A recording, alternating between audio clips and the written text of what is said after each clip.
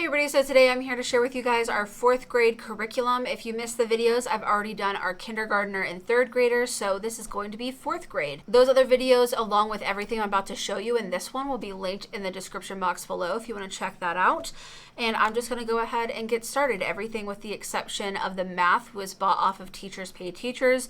I've explained in the other videos, it's what we prefer because we want people who have gotten a degree in education to make the resources that our kids learn from. And also it keeps things secular and easy.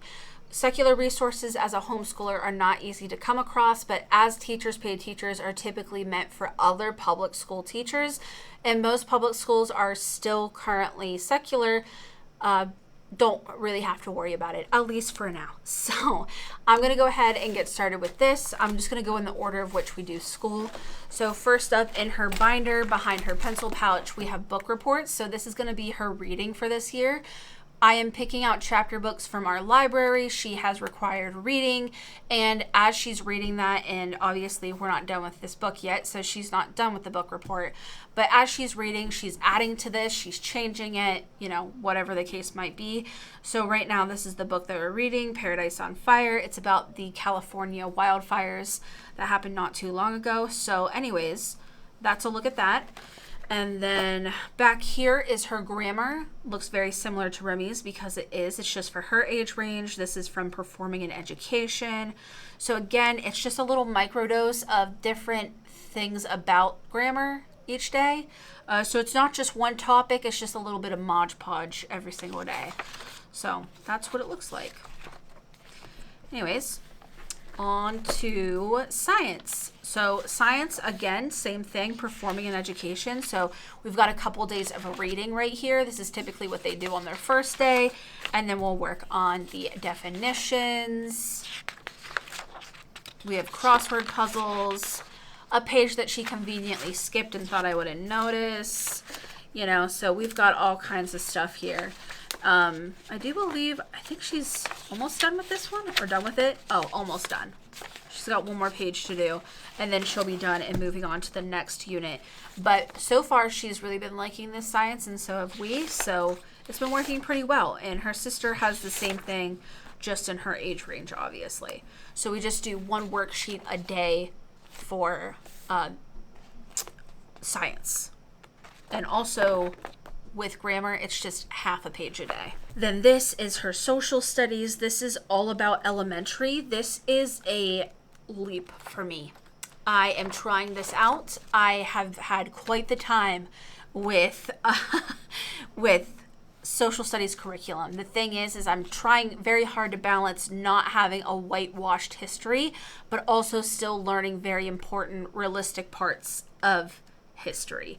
I found that if it's very progressive and we're learning about the struggles of people from an honest standpoint, that we're not touching any of like the actual core things we need to know about social studies, like branches of government and timelines and things like that.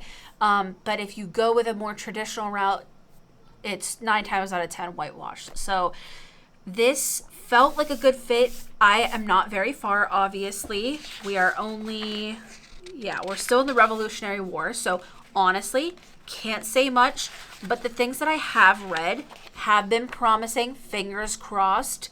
So, so far, so good with this one. But yes, she just does one page again. For some reason, her social studies looks a bit out of order. So for that reason, I'm going to go ahead and after this video, make sure that the rest of it is where it's supposed to be. But typically what it is right here, the very first page would be an anticipation guide where they have to read these things and say, is it true? Is it false? And like what they think it's going to be before reading. And then they read what they're supposed to read, which typically looks like this. And then they go back and they correct it if it's wrong or, you know, whatever else. And then you also do have just regular worksheets like this.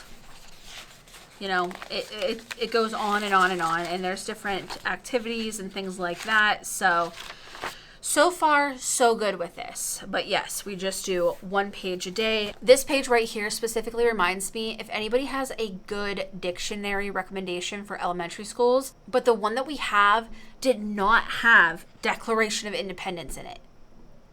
Come on. Like, So I'm really looking for like a good solid dictionary for them that they can look up things. And even in her science, when she was looking up like chemical energy, it didn't have that in there either. So if you have a good dictionary of your choice for homeschool, please let me know, because I desperately need one for our kids, because the elementary one that we have is just not cutting it. Maybe it's just a little too elementary, who knows. So this is Sophie's math. Again, she's not where she's supposed to be, but that's fine. Doesn't matter to me. What matters to me is she loves math, she loves doing it, she looks forward to it. She has to do more of it than what I expect of her. So for that, we will keep doing what we're doing. But yes, this is the same old if you've seen my other videos.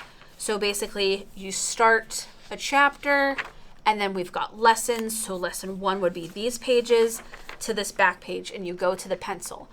From the pencil, you pick the corresponding page over here, number 27. And then you would do this until you see the next pencil. So this is just back and front that day.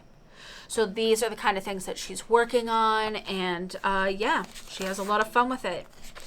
I will say that my husband works on this quite a bit with her as well, and he thoroughly enjoys it and has said that he's even learned a lot. He understands math much more than I do. It was something that I really struggled with in school. That's why I'm extra sensitive to it with my kids. It felt like it always moved at warp speed, and because I didn't understand the fundamentals, I couldn't understand anything built on top of that. This is also Common Core. I should have been saying that in my other videos as well, but this is Common Core math, and it was one of the reasons that we picked it. This is what her math looks like, and there's also a test booklet as well, but that's not something I keep around because we don't do tests every single day. It's, I think, after you finish a chapter. So for each of the dimensions math, I typically get the workbook, textbook, and the test booklet.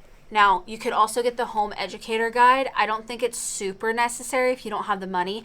However, if you do, I would recommend it. I have most grades at this point, so I don't need to constantly repurchase them.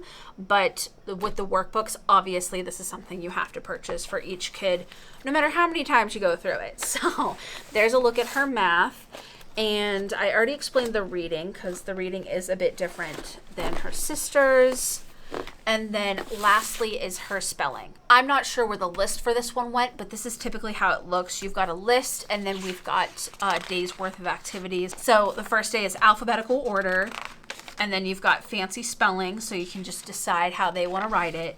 And then she went so hard on this code that she was like, let me just take the test the next day. So I let her take the test, and she got 100.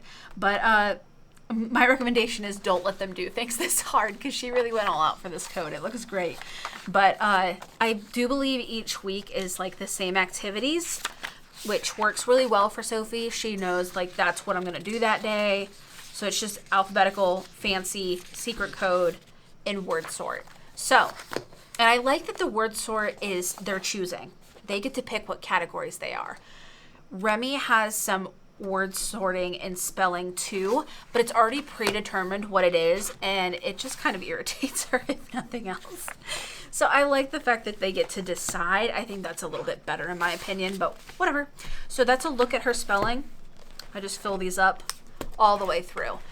If I could fit everything into a singular binder, I probably definitely would at this point, but we have these, so I'm going to use them, and it's what the girls have always known for their spelling to be in, so I'm just going to keep it there. But that is everything for our 4th grade curriculum. Like I said, we have tinkered with this quite a bit. So far, we've been liking everything that I showed you. All those links will be in the description box below. If you guys have any questions, you can leave them in the comments. I'll do my best to answer them. If you guys stayed for the entire video, why don't we go ahead and put an apple in the comments so that I know that you did hang out with me the entire time. Thank you so much if you did. If you guys enjoyed the video, make sure to give it a thumbs up. And as always, thanks for watching.